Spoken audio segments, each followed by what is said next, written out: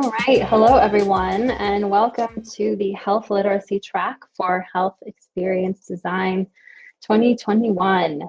I am Amy Wicks, and I am one of the content strategists here at MadPow, and I will be leading this track today. I'm very excited to be leading this track. In my own work here, I'm very committed to making sure are accessible and understandable for our users, especially when it comes to health and health products and health communication. So I'm really excited to be a part of this track. A couple of housekeeping reminders before we begin. On the right-hand side of your screen, you will see the chat that is already up and running. Feel free to interact with your presenters and the other attendees during the talks. You'll also see a tab for Q&A, and I would encourage you to use this Q&A tab to enter your questions during our presentation. You can enter questions, you can upvote your favorite questions, and we'll have time for Q&A at the end of each of the presentations. So make use of that while we are presenting. Before we dive into the talks, I wanted to just take a few moments to talk a little bit about health literacy and, why we're thinking about it in this moment.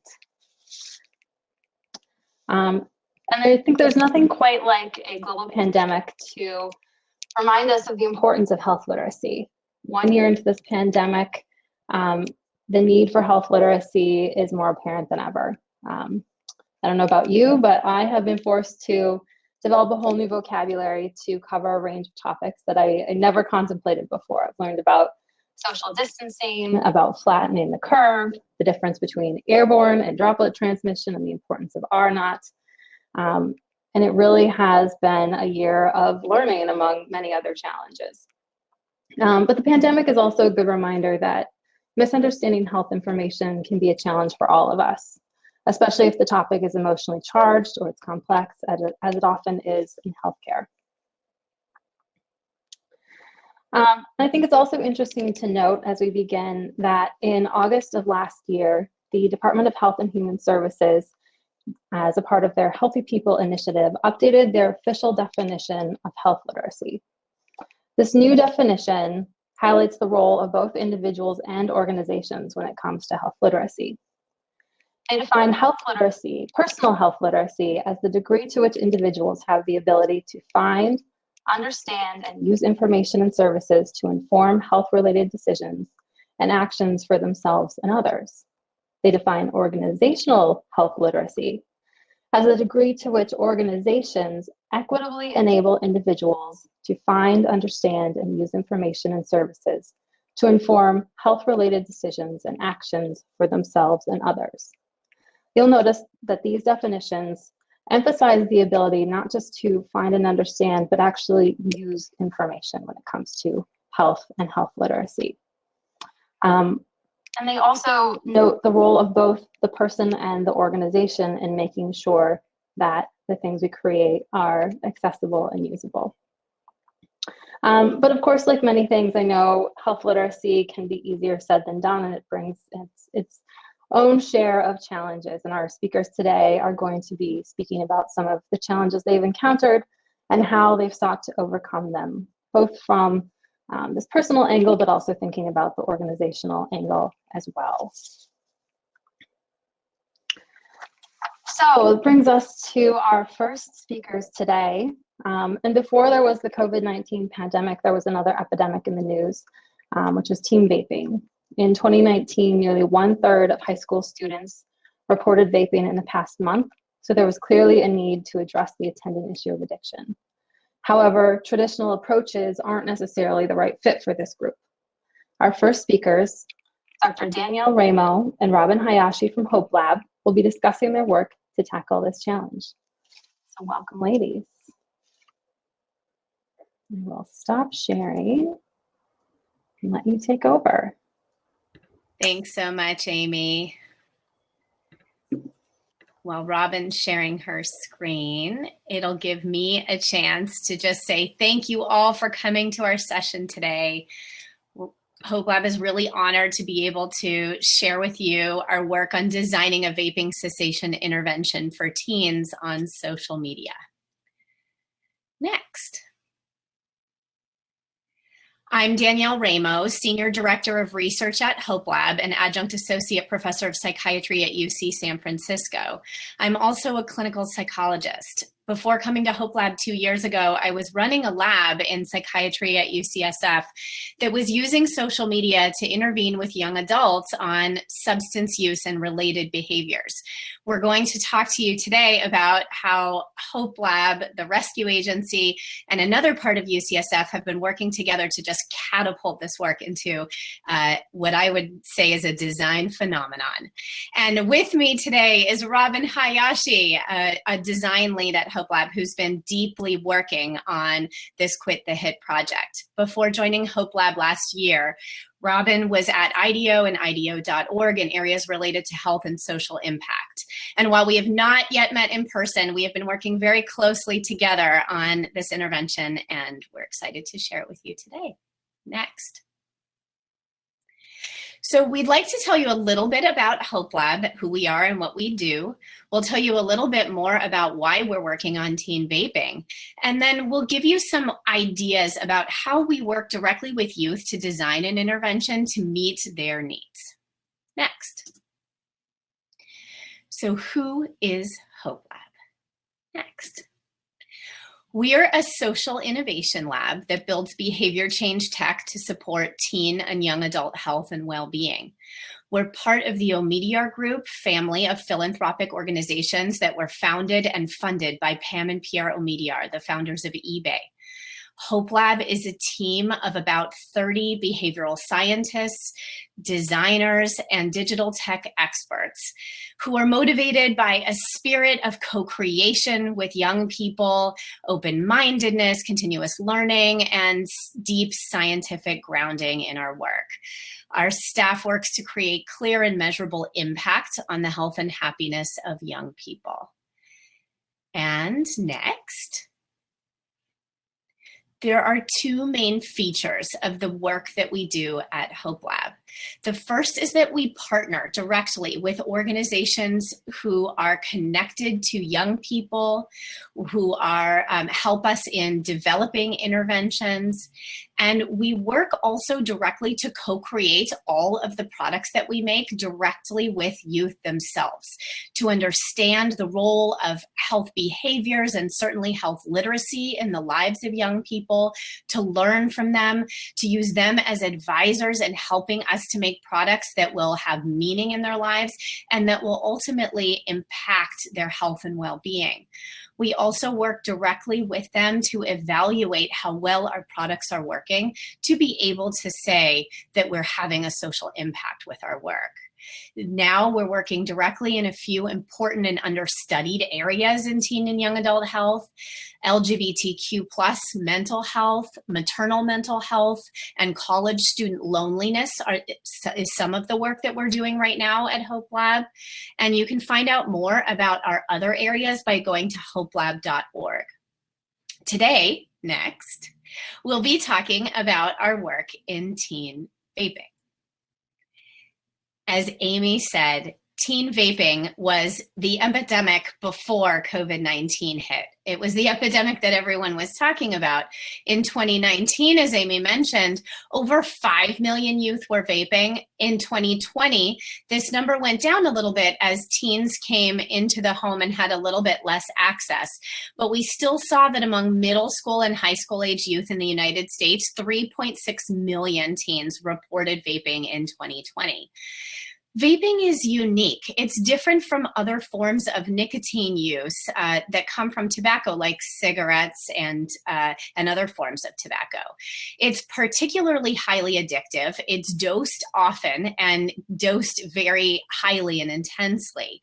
We know by now, in a good decade or so of research in this area, that if teens start vaping, it makes them more likely to start smoking and become lifelong smokers, which we all know is associated with tobacco-related disease and early death. Vaping poses its own unique health risks. We've seen now research showing that vaping has supports complications related to COVID and has its own unique health risks that are different from those of smoking, including e-cigarette or vaping-related lung illness. Related to health literacy in particular, many teens started vaping because they didn't even know there was nicotine in vaping products. They had heard about them from a friend. They were interested in them because they were marketed directly to them. They had things that have been banned around smoking for a long time, like flavors that we know are enticing to young people, and they didn't realize how addictive they were. So now we have a generation of young people that have found themselves psychologically and in many cases physically addicted to vaping, who actually want to quit, and we believe that we can help them. Next. Our work is grounded in scientific principles related to social media-based intervention, primarily started in my lab and others at UCSF and some of our partner institutions.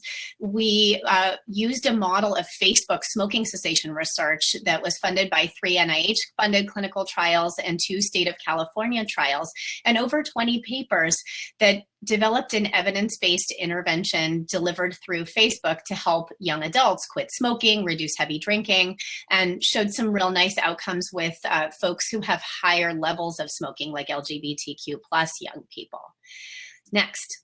Our work today is grounded in a deep partnership between Hopelab, the Rescue social marketing agency that has been building prevention campaigns around vaping and other health risk behaviors for many years, and the UCSF Center for Tobacco Control Research and Education that is a world leader in tobacco control research, primarily working with Pam Ling in the Department of Medicine there.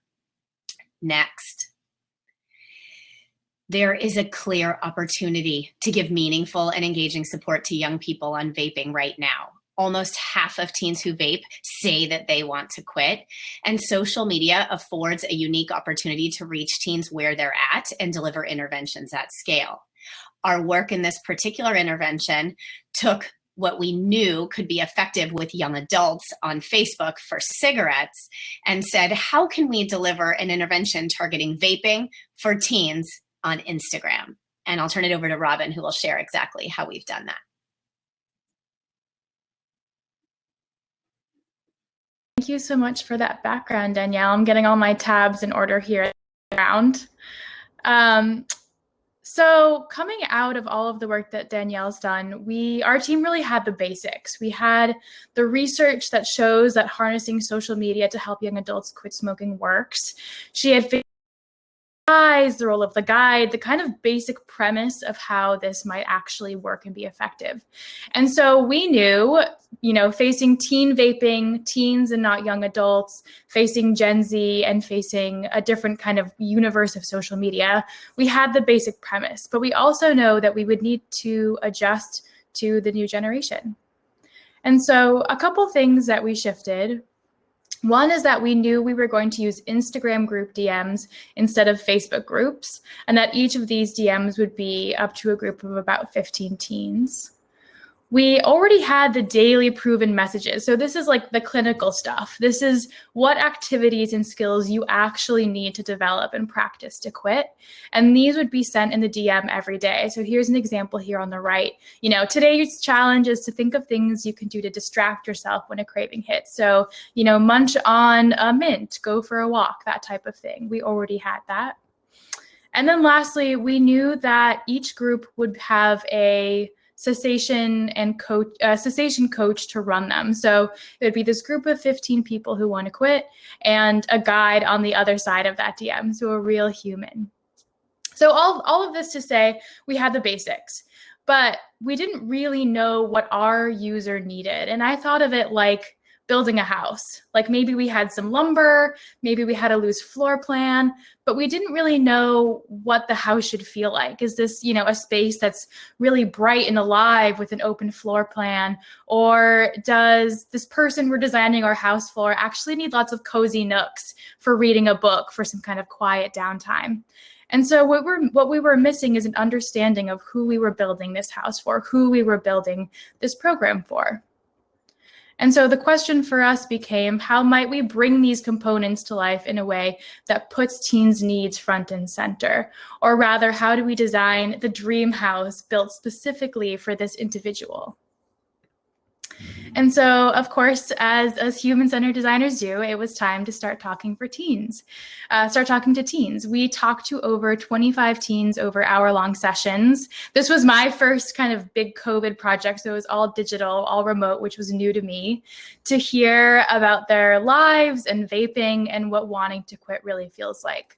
So out of these interviews, we formulated a user story. And of course, this is not meant to represent all teens or even the majority, but it's rather a story that helped us make design decisions. So if 2 months down the road, we're thinking, should it be this way or this way, we can hearken back to this story and think about what our user would really need. So I'm going to tell you that story, and feel free to, close your eyes if you want, take a beat, just listen. So even a month in after beginning to vape, many teens have noticed some negative side effects.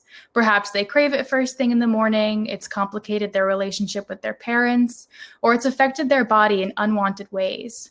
The dependency can ultimately create anxiety instead of reduce it, which is why many pick up a vape in the first place. Many are stuck in a place where vaping is neither totally good nor totally bad. Teens move in and out of feeling really ready to put down their vape for good and feeling that, well, that would be super hard. There are moments when picking up a vape feels worth it, whether because they hang out with a friend with whom they always vape, or they're nervous about a test and only have a few minutes to clear their head in order to do well. Most feel like they are not alone in this struggle, not being sure that vaping serves them and feeling embarrassed about how hard it is to quit and really struggling with it. For those who do decide to quit, and many do try, even a few times, they piece together an ad hoc plan drawing from tips from their friends, online research, and the other scraps they can find. They might even take some learnings from a psychology class they took a couple of years ago. They tell their best friends, buy gum or lollipops, and do their best to quit without much guidance. They are alone to quit. They are alone in their quest to quit because much of the information about vaping around them has turned into noise. So much of it is aimed at prevention. Vaping is bad for you, so don't do it. There isn't much around them saying, and hey, I can help you stop. I know how. So we saw an opportunity to kind of cut through that noise around them and actually offer a way forward. A program that to me really felt like a breath of fresh air. But the question then becomes, okay, how do you design a breath of fresh air? And this is the most interesting part. I'm thrilled we got to know our users, thrilled we had Danielle's fantastic building blocks to make this work. But now what? Now that we know their needs, how do we actually do that? And so today I'll share 3 design principles we use to accomplish that, hopefully, and how we brought them to life. The first is relentless hope while acknowledging the challenge. So this means believing any participant can quit vaping, even if participants have been vaping for 5 years or tried to quit 3 times or slipped up 10 times. We always acknowledge how hard it can be, but also always believe that there is a way out of vaping. And so in my story, I mentioned that youth talked a lot about prevention campaigns, and it was part of this noise around them. And prevention work typically does 2 things. 1, it prevents picking up a vape by making clear the harm that vaping can do to you. And 2, it creates demand for teens who vape to quit vaping by underlining the health impacts. So it creates this demand to quit, like, oh, I'm understanding beyond the just physical effects on me, I'm understanding why this might not be my best option, but it doesn't tell them how, which then can produce guilt or shame. I don't want to do this thing anymore, but I don't know how to stop. So prevention work is really only one half of the equation for people who already vape and want to quit. So in this world, we needed to make it really clear that we are doing something different, and we actually will tell you how to quit. So this is just a snippet of some of the visuals from Quit the Hit. And the first, clearest, easiest way for us to communicate, of course, is through brand. And especially in comparison to the last slide, I think you can see how we clearly differentiated this program. So our use of color is probably the first thing you'll notice. It's very bright, it's still balanced, but it has a really different visual tone than the last slide. Instead of photography, we opted for illustration, which is also different from typical prevention work. And you might be even able to pull up some examples in your head from when you were a teen, potentially around cigarette use. And then lastly, we were really careful and are continuing to need to be really careful not to over dramatize anything. So to show portraits, for example, of people who are contemplative, not either too sad and it's too hard and it's too hard a journey. Neither is it like this easy, wonderful, optimistic journey. It is really about balancing that optimism and hope with realism. And so I talked to this woman, Anna, actually on Thursday. So I snuck in this quotation last minute about just this. And she said this perfect quotation, though I thought I would share it today. Ads about vaping or smoking, which are obviously important, can be a little brutal. Like, geez, I feel bad about what I do, but I can't stop. The Quit the Hit colors make it look like if you really want to be here, we want to help and encourage you through it. And so that was a really wonderful reminder that things like those just first visual cues of color can be really powerful. The second is compassion for the person behind the vape. So from the beginning, and hopefully from the story I told, it was clear that there's this kind of existing mistrust in the relationship between adults and vaping. Whether you think of it as like a school where you get detention for vaping, or a parent who is scared for their child and is punishing them for vaping, or mad, it's not a compassionate relationship all the time. And so we needed to take that challenge head on and acknowledge that, and then build trust with participants through being compassionate for how hard this can be. So that feels like it would be kind of, not easy, but more possible in a real world conversation. But how do we do that in a digital world, over social media, where we're never having conversations, and we certainly can't send, a 5-point essay and hope that they read it. So one way that we did that is through program values. And these are the real core of the program and who we are and what we stand for. They are inspired from our interviews, like the story I told you, and then were co-created with youth and really encapsulate our perspective and hopefully demonstrate our compassion for that story. So I won't go in all of them today. I'll just highlight 2 for the sake of time. The first being, we believe that only you can decide if you're ready to quit vaping. We are not here to tell you to quit. We're here to make it an option for you, give you a little push if you need it, and provide quit strategies that are scientifically proven. So this immediately communicates that we have a really different perspective on quitting than the one they might see in their kind of day-to-day. And from the start, we are giving back participants agency for the decision to quit. If you are not ready to do it, that's okay. We are not here to force it. We are just here to enable quitting. The second one is that we believe in sitting in the darkness when we need to. Vaping and mental health are intertwined, and we are here to help you through if it gets scary, lonely, or dark along the way. So it's always important to us throughout this entire program to acknowledge the hard feelings that come to vaping, and important for us to center mental health in this experience, whether it's you're using vaping as a coping mechanism for something that's going on in your life, or the actual act of trying to quit is really hard. We are acknowledging all of those feelings. And so our goal is really to communicate these values often and keep them front and center. So here are just 3 examples of ways we're doing this. First, on the left, they are featured prominently on our Instagram account and will be on our website. And you can see we made these bespoke editorial illustrations for each of them to differentiate them from the rest of the visuals and content we were putting out. Nothing else looks kind of like exactly in that illustration style. Second, early on in the program, we asked participants to take a look at the values and pick which one is most important to them and share it with the group. And then thirdly, on the right, we remind folks of values at specific moments. So for example, soon after the group quit, which is on day 12, we share value number 4, that hard feelings are okay and that we're here for them. And so that reminds people that, oh yeah, this is something that we value as a group. Let's harken back to that value and remind that it's okay to share what you're going through. And so David told us recently, if you mess up, it's not the end of the world. Text your team, and I promise they'll be there for you. So this was really exciting to us because it underlined that this value is actually making its way into the group itself. It's not something that we're just doing lip service to. People who are going through this program feel it and believe it and also stand up for it. And then our third and last is connection via vulnerability and shared stories. So many teens feel really alone in the experience of vaping and trying to quit. Teens don't feel like others could possibly be feeling what they're feeling or going through what they're going through, which for me, vaping wasn't really around when I was a teenager, but I can think of many times when I was a teen where I was thinking, no one else could possibly be feeling like me. No one would ever understand.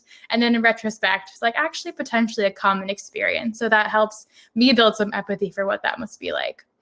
Because in truth, there actually are a lot of patterns in their stories and feelings and experiences around vaping and nicotine addiction. So by creating a group that is focused on openness and support, participants begin to see that they are actually not so alone. So I'm going to play a video. I'm hoping it'll work. It's worked so far. So go ahead and read it, and hopefully the tech will all work out.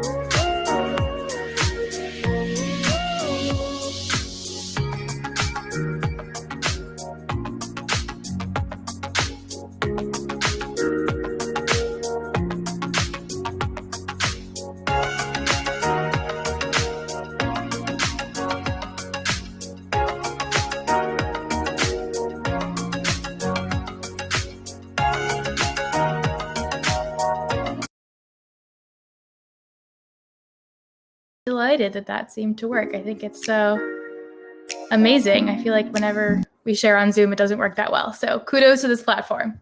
So hopefully through that little product demo, you got a sense of what the group feels like and what it means to people around you who share that experience and just the magic of someone who gets it. So we heard from Nat. My favorite part of all of it was being able to talk to people who were going through the exact same thing I was. And honestly, in the end, it really helped me quit. So again, I think when it comes to the core value proposition or differentiator of this program, it really is about just finding people who get it and can support you through this.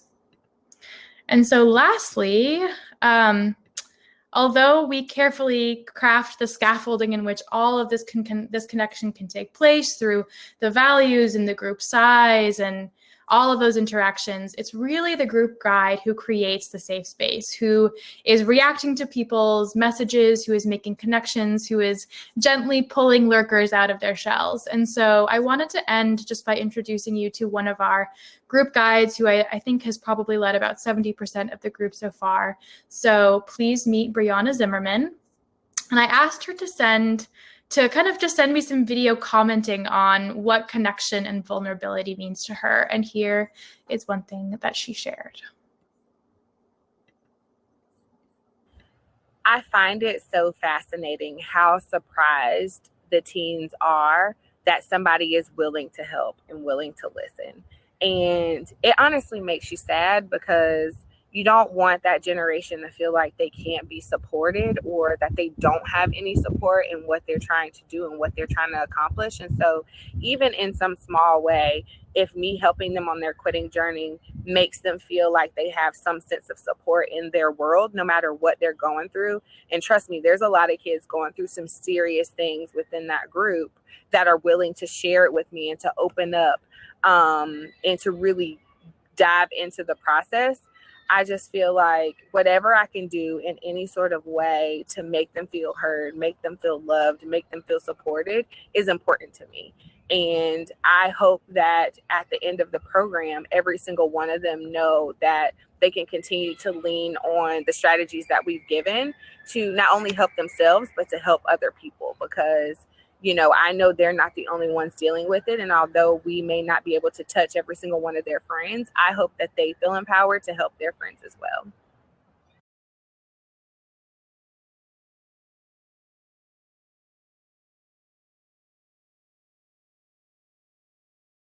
Robin, you're muted.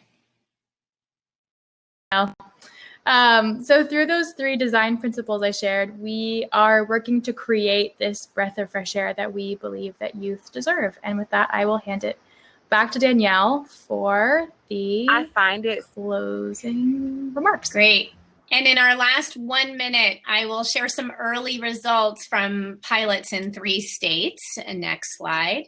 We are seeing teens are overwhelmingly willing to and engaging in using the tips shared by Quit the Hit, with 85% saying that they did try something suggested in the group. We're also seeing self-efficacy, or teens' confidence that they can quit if they try, increase from before they take the intervention to after. And 91% of teens say that they would recommend Quit the Hit to a friend. So these are early usability, feasibility data. We're super proud of them. They do indeed indicate that this feels like a breath of fresh air to teens, and we should have quit data from our pilot trials soon. And next slide. At this stage, we're currently piloting in 3 states, California, Minnesota, and South Carolina. And we're about to start a randomized trial with 500 teens funded by the state of California, led by Pam Ling at UCSF in July of this year. We're also aiming to increase the number of states that will receive Quit the Hit by the end of 2021. And lastly, if you would like to learn more about what we're doing with Quit the Hit, there is another webinar that Rescue Agency is putting on April 21st. And I'm going to put registration information in the chat. And you can also contact Robin or go to quitthehitnow.com or Hopelab's website. And with that, we might have some time for Q&A. We do. We have just a few minutes and we have a few questions. That's perfect. Great. One just came in asking about scaling. So when you're using, these real people as guides in the process, how are you thinking about scaling that to make it something that you can sustain as you grow and expand? Yeah, I'm happy to take that with 2 lenses. The first is that we know live people are really important for making the change of quitting vaping. Some of the research coming out of my lab showed that engagement with a smoking cessation counselor made it more likely that young adults quit smoking over and above any other kind of engagement in the social media interventions. So we know that piece is imperative for quitting success. We also want to be able to scale this intervention, and supporting and justifying that that the counseling is necessary and making an argument to states that this is the right way to help teens quit is an important piece of it. And we've developed a training model for counselors that we believe is scalable and has already shown to work really well in the 3 states where we're piloting. So, we're piloting that process too, but we believe in its importance with the efficacy piece of this intervention. Yeah, absolutely.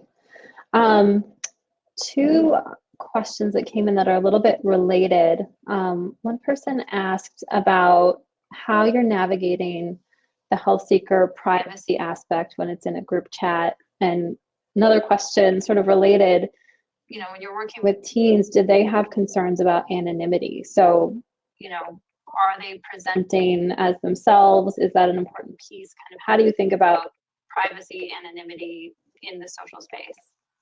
Robin, you want to take that?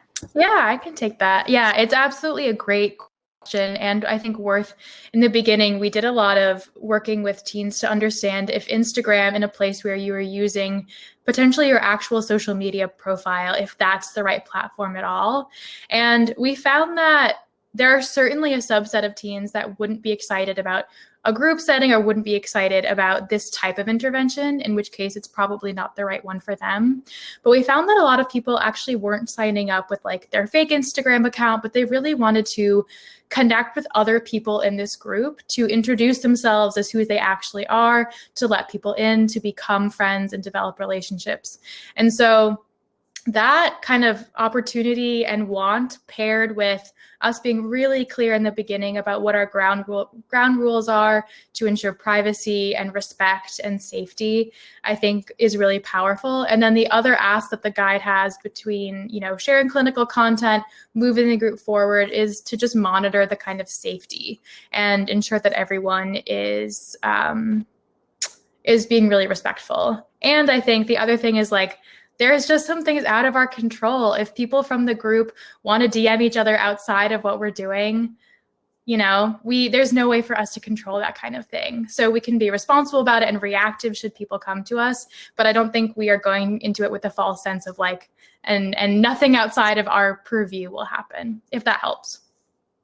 Yeah, I think that's always the trick with any digital product or website or app or whatever it is, right? It exists in the world, and the person using it is going to be doing all these other things, and you can only control what you control, and everything else, happens around it. So you have to design or create with that in mind.